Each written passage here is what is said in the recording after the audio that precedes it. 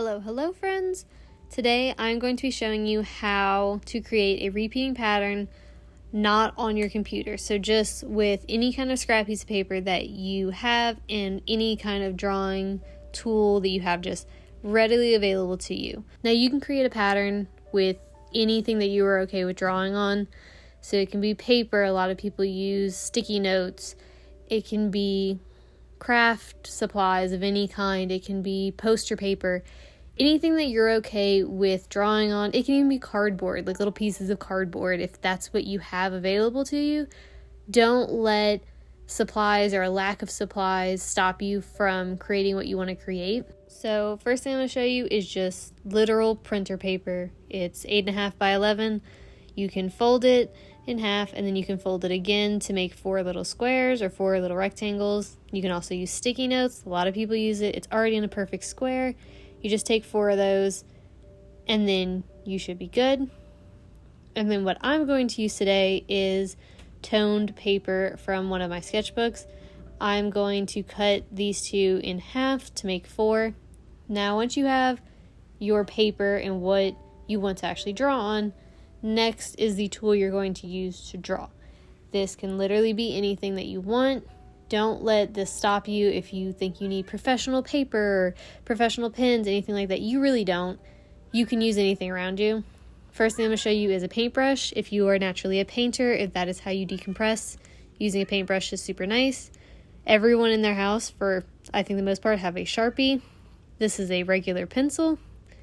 If you are a little bit nervous about mistakes, pencils are great. I'm going to use my Micron 01 pen. This is totally optional. I just love these pens. And this is literally just an ink pen that you can find at any store anywhere, or probably any office space anywhere. So this is literally just supplies I had on my desk that I grabbed to show you. Anything that you can use to make a mark with, use it. So now I've cut my 2 pieces of paper into 4. I'm going to start with the bottom part. I'm going to just start drawing. If you are more comfortable with having some kind of idea ahead of time instead of just jumping right in, by all means, you can doodle before you start doing this. I just jumped right in. I wasn't too precious about this paper. It is the nice thing with doing this. It's all just scrap pieces of paper that I have that otherwise probably wouldn't be used, that I'm now giving a new life to. So I'm going to start with where the 2 papers connect, making illustrations there, and then filling out the rest later.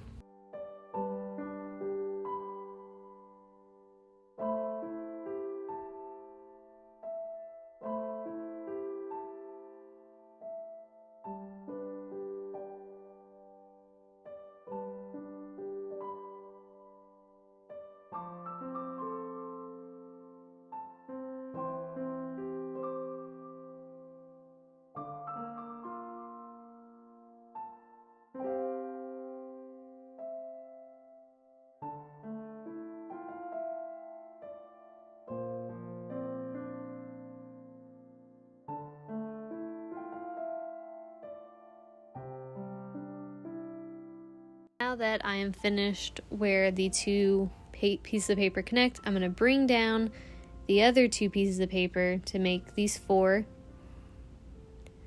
Now if you're noticing that these are moving around a lot, you can always grab some washi tape or regular tape. This is literally just what I had right next to me. I am just going to put a little piece right at the bottom, making sure that my illustration I already did is lined up, and then a little piece at the top once I line up the bottom line of those 2 pieces of paper with the top of the other 2 pieces of paper. Taping this together just so it moves a little bit less as I'm drawing. It makes it a little bit easier. And you don't have to be super precious with this.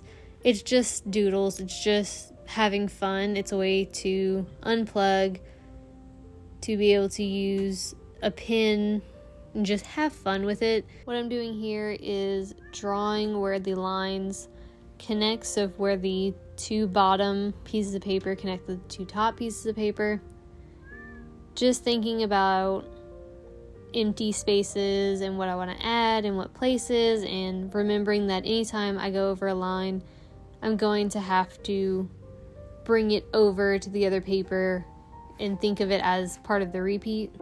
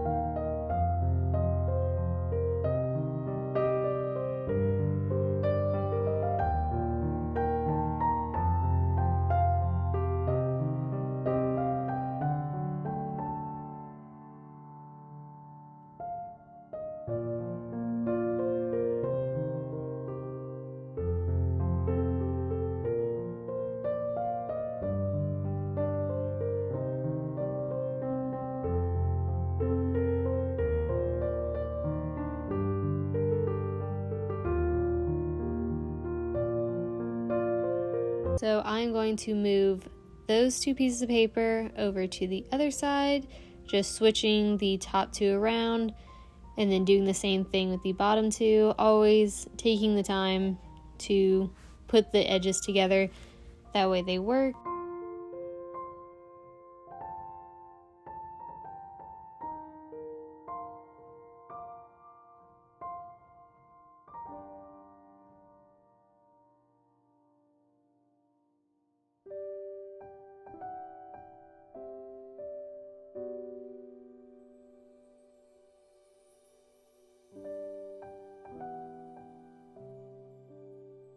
And now I'm going to fill in this middle area with illustrations. And while I am filling up the middle line where the pieces of paper connect, I'm also filling out the rest of the paper, making it a full pattern, but also keeping in mind that any illustration that I draw that goes over any edges of the paper has to get repeated onto the paper next to it.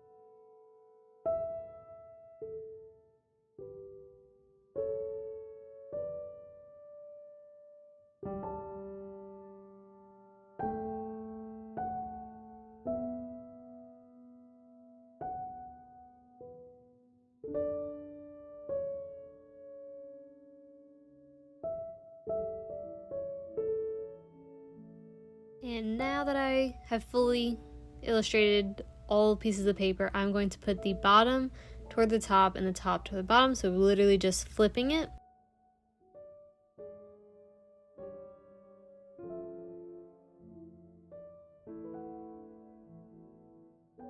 And now I'm going to fill in all of these empty little gaps where the top papers and the bottom papers connect, keeping in mind not to go over the far edges, so the very far right and the very far left edges, because then I'll have to come back, swish the papers over to make sure the repeat still works.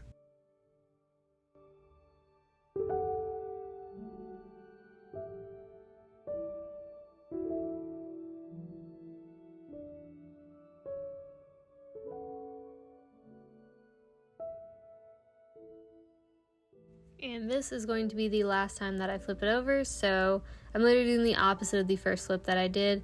I'm going to bring the paper from the left side to the right side, taping it before, just lining these up, taping it back. And this flip is going to be so that I can see if there's any open spaces, any gaps that I need to fill in.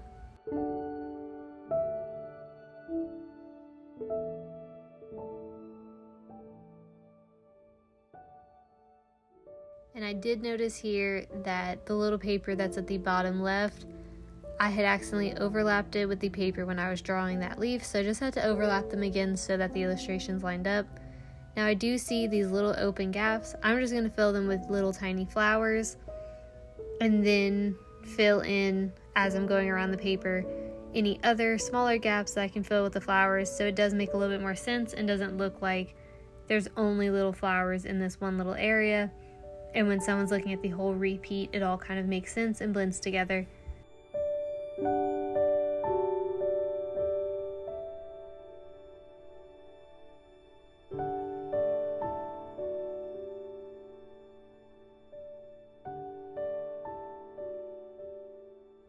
And here is your finished repeating pattern.